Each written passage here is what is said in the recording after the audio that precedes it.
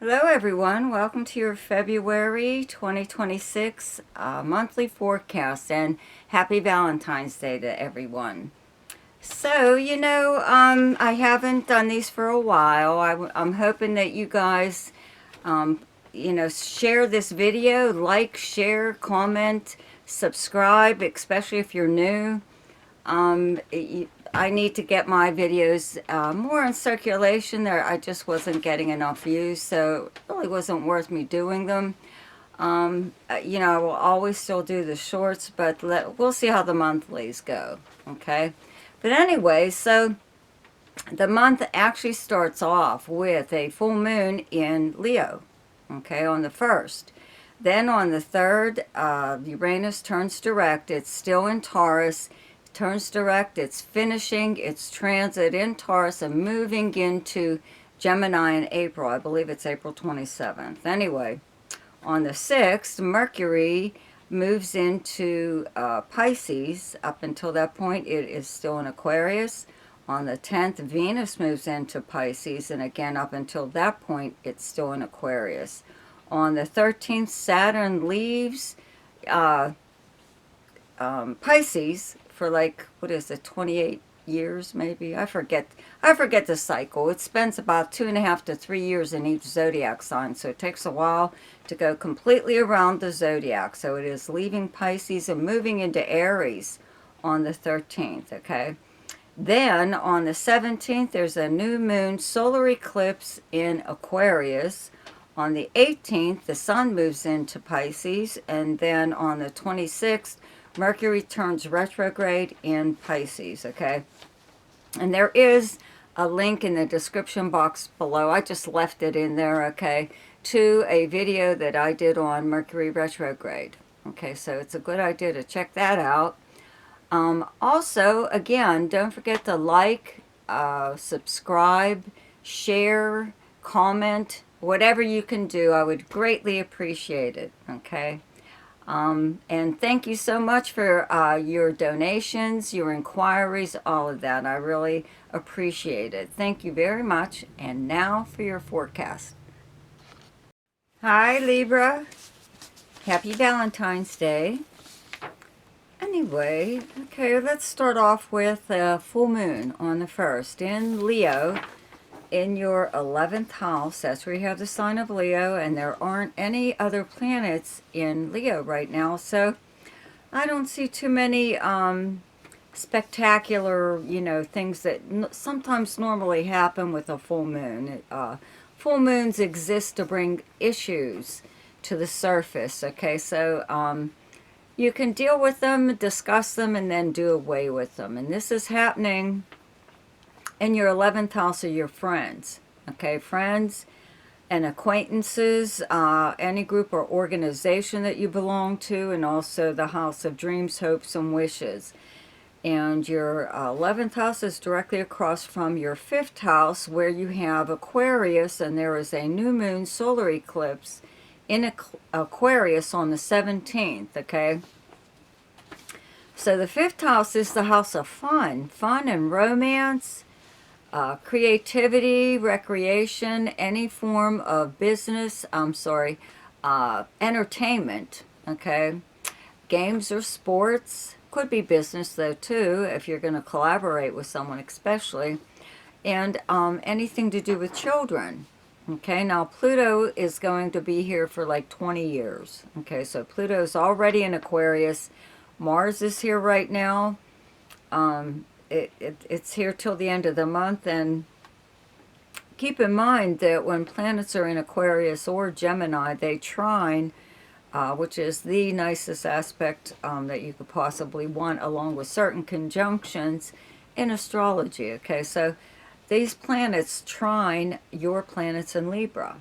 Okay, so you've got this really nice trine from Pluto, and then Uranus will be moving into Gemini in April, and you'll have a trine from that planet also. But we'll get to that whenever. Anyway, so the new moon solar eclipse will bring something, just what it says, a new beginning in this area, in the house of creativity and fun and romance, okay? Now, eclipses, okay, the effects of an eclipse vary, okay? It could last like weeks, months, whatever. You may not even notice it for all you know, but eclipses usually eclipse someone or something out of your life. So in this case, it could be a romance, that maybe even you've wanted to get rid of. Usually it's a good thing. Whatever's leaving you, that is being eclipsed out of your life, is probably something you were trying to get rid of anyway. Okay, so it could be a person, right? Or it could be, uh, anything, like if you are in some kind of collaboration with someone or a group of people that's creative. Maybe you don't want to do that anymore. Maybe you're a solo act.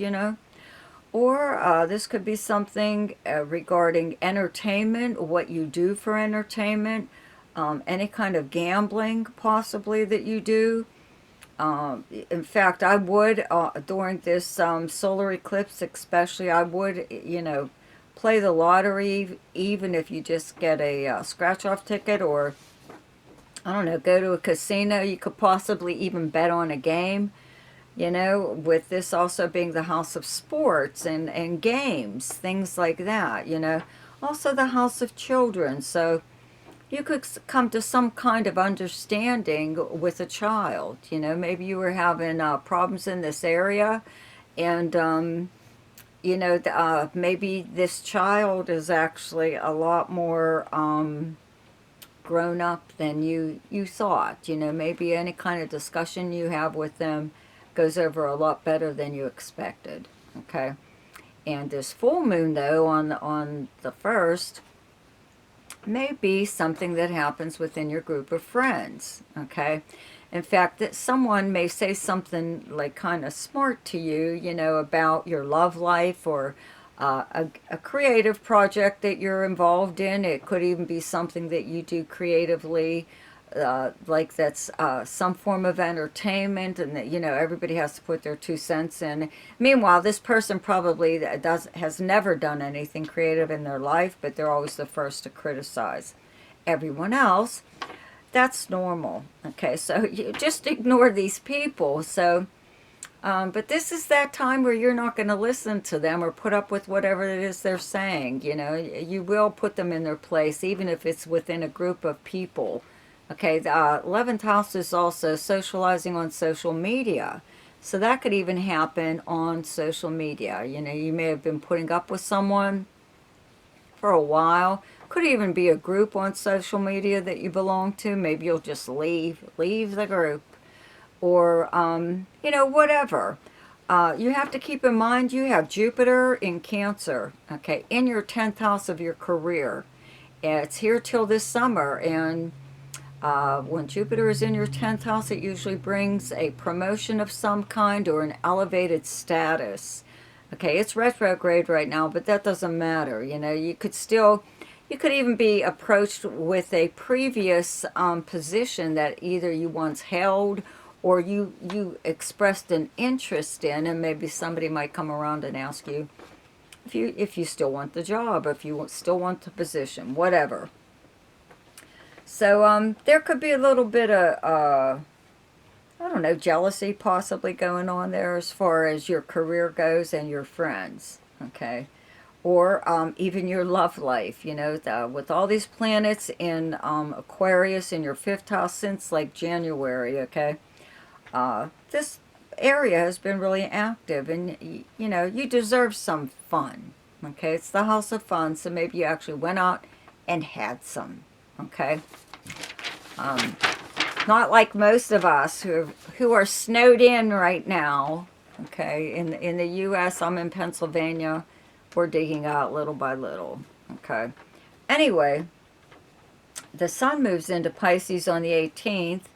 Mercury moves into Pisces on the 6th. Venus moves into Pisces on the 10th. Okay, and then Mercury does turn retrograde in Pisces on the 26th, and this is all happening in your 6th house where you have the sign of Pisces. Now, what's really nice about this is Saturn is leaving this area and moving into Aries on the 13th, so it'll be in your 7th house, It will be in opposition also with Neptune is currently moved last month into Aries in your 7th house, but I'll cover that more in the future. But when it was in your 6th house here of the workplace, the kind of work that you do, your co-workers, your house of health, and your house of service to others, okay? With this, you know, planet leaving, possibly there is a co-worker, a boss, or a company policy or something that was very restrictive and possibly, probably ridiculous. It's gone, or it will be leaving. Your health may have suffered in some way or other. With Neptune here at the same time as Saturn, it's very hard to diagnose ailment possibly that you have. You may develop an allergic reaction, even to prescribed drugs while these planets were here. You could have also, you know, the workplace could have literally made you sick. It's not psychosomatic, okay? There could have been something there, even if it was the air, you know, whatever was in it, that made you ill. Or there was also a possibility where you were asked, this is if you work for someone else, okay? You were asked to do something at work that you wouldn't normally do, which, like I always tell people, when Saturn is in your 6th house, don't climb a ladder unless that's part of your job. Don't handle certain things that, if it's not part of your job, don't do it. If it's going to be dangerous, there's a really strong possibility with Saturn in your 6th house at this time that you would have some kind of accident, okay? And you would end up like trying for, maybe not necessarily getting, workman's compensation or something like that. You know, just one long drawn out crap, whatever event in your life that you could avoid, okay? All that's gone. That may have happened to you in some way or other, but that is gone now. Neptune is gone. Saturn will be moving on the 13th, okay? Also, you may have been loaded down with someone else's problems, okay? You were responsible for them, or so you felt you were. This could have been like a family member even. You know, a lot of times you take on responsibility or helping someone, and maybe you just ended up having to help them all the time. You know, you were like their main source of help, okay? Because they really leaned on you heavily, and now that is gone. Okay, so whatever. You have things going in your favor that are a lot better than what you've had like lately, okay? Now, the planet Uranus in Taurus moves in direct motion on the 3rd, moves all the way through to the end of Taurus, and then moves into Gemini in April. So it's finishing its transit in your 8th house of, you know, other people's money and shared property and shared debt, and a lot of really surprising things going on with ridiculous bills, credit card bills, or weird things happening with your bank, or bank statements, or whatever, okay?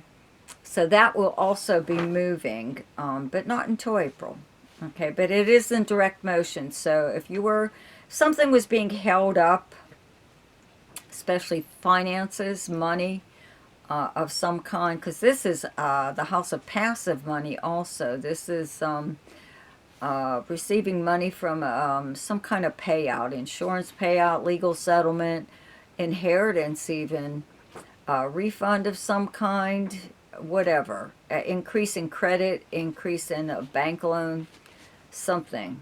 Okay, well, if that was stalled a little bit, now it's moving forward. The planet is moving forward, so maybe everything else will too. Okay, so the best time to do something each month is when the moon is in your own sign, and the moon is in Libra on the 5th, 6th, and 7th. The best time to lay low is when the moon is in your opposite sign, and your opposite sign is Aries, and those dates are the 19th, 20th, and 21st. The best time for romance, recreation, creativity, fun, gambling or speculation, and anything to do with children is the 1st, 2nd, 15th, 16th, 17th, and 28th. The best time for money is the 7th, 8th, 9th, 21st, 22nd, and 23rd. The best time for your career is the 26th and 27th. And the best time for communication and travel is the 10th, 11th, 12th, 24th, and 25th. So happy Valentine's Day to you. I hope you enjoyed your forecast for February. Be sure to check out my shorts. They used to be weeklies, but now they're daily shorts. See ya.